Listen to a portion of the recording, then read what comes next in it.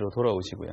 네. 네. 이 동작이 이제 전체 한 사이클이 되겠습니다. 네, 이 동작을 할 때요, 손목에 힘을 빼고 하는 게 좋은가요? 아니면 이렇게 세우고 하는 게 힘을 주고 하는 게 자연스럽게 좋은가요? 손목이나 손가락에 힘을 빼고 천천히 진행을 하시는 것이 좋습니다. 네. 근데 김 교수님, 제가 지금 좀 이상한 건 아니고 특이한 점을 발견한 게 동작마다 한 번씩은 이렇게 다시 원위치로 돌아왔다가 다시 시작을 하네요. 뭐 이유가 있나요? 그게 이제 힘줄이 이렇게 여기서부터 이렇게 통과해서 손가락으로 가는데요.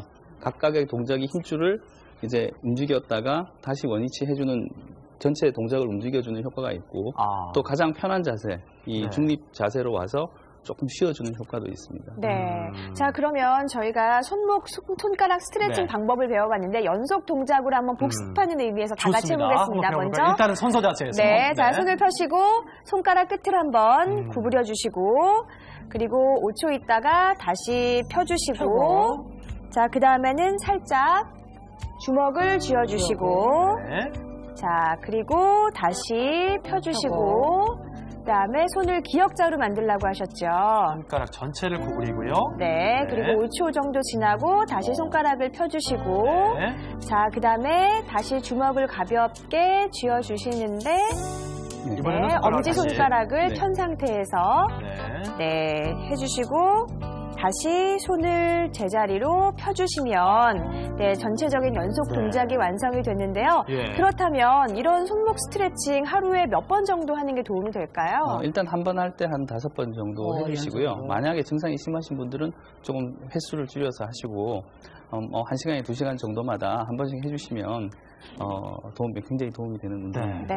이선영 아나운서가 거의 시연자 수준으로 지금 설명을 해줬어요. 자, 아주 간단합니다. 그렇습니다. 이렇게 틈틈이 한번 좀 손목을 풀어주시면 좋을 것 같은데요. 그런데 지금요, 하시면 간단해 보이지만 손에 이미 그 터널 증후군이 온 분은 이거 하는 게 부자연스러워요. 맞아요. 그런 분들은 이제 조금씩 무리하지 않고 하시면 좋겠습니다. 자, 그러면 이번에 만나볼 분은 이 손목 터널 증후군을 그냥 좀 방치해 두셨다가 자칫 좀 크게 고생을 하신 분입니다. 어떤 내용인지 보도록 하겠습니다. 통증을 참다 결국 얼마 전 손목 터널 증후군 수술을 받은 김명중 씨. 통증은 3년 전부터 시작됐습니다. 처음엔 저리고 찌릿하더니 점점 심해져 가방 드는 것도 쉽지 않았는데요.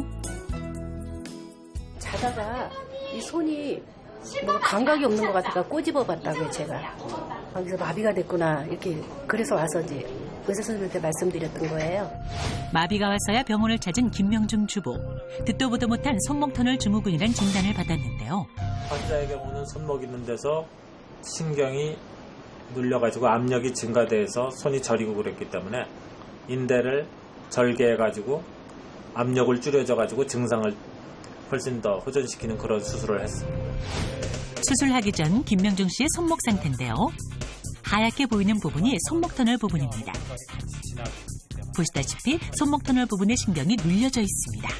그래서 손목 인대를 절개해서 손목 압력을 높여주는 수술을 받게 된 건데요. 수술 2주 후 통증이 씻은 듯이 사라져 날아갈 것 같다는 김명중 씨. 이번 수술을 받으면서 느낀 점이 있으시다고요? 좀 더 빨리 병원을 찾아서 제가 치료를 받았더라면 고통받는 시간이 좀 줄었을 텐데 그 부분이 좀 후회되고요. 다음부터는 좀 더 몸에 신경을 써서 관리하려고 합니다. 아니 뭐 저도 이런 얘기할 처지는 못 되는데 사실요 이게 코에 걸면 코걸이, 귀에 걸면 귀걸이에요. 어떤 증상은 오는데 요걸 좀 선생님이 알기 쉽게 이렇게 딱딱 찝어서 얘기를 해주시면 좋을 것 같아요. 그렇겠죠. 네, 그래서 저희가 콕콕 찝어서 교수님들이 설명하실 수 있게 사파를 준비해봤는데요. 손목 터널 증후군의 증상입니다. 먼저 첫 번째는요. 첫 번째. 네, 첫째, 둘째, 셋째, 넷째 손가락 절반이 찌릿찌릿하고 시린 느낌이 있을 때. 정중신경이라고 신경이 하나가 터널 밑으로 지나가기 때문에 우리 손을 봤을 때 엄지, 첫째, 둘째하고 네 번째 손가락은 대개 한 반 정도만 이렇게 손이 저리고 감각이 이상합니다. 그러니까 물건을 짚거나 이럴 때 이상 감각을 호소하게 되는 게 특징이라고 할 수 있습니다. 그렇군요. 감각이 좀 떨어지는 경우도 있어요? 감각이 좀 둔하다고 하기도 하고 저리다고 그러시는 분들도 있고 아프다고 그러시는 분들도 있습니다. 사진에서 보면 저렇게 네 번째 손가락은 반만 그런데 이제 네. 환자들에 따라 좀 차이를 보이긴 하고 있습니다. 도표에서 잘 나타나 있습니다. 그렇군요. 아니 그러면 선생님이 손가락이요.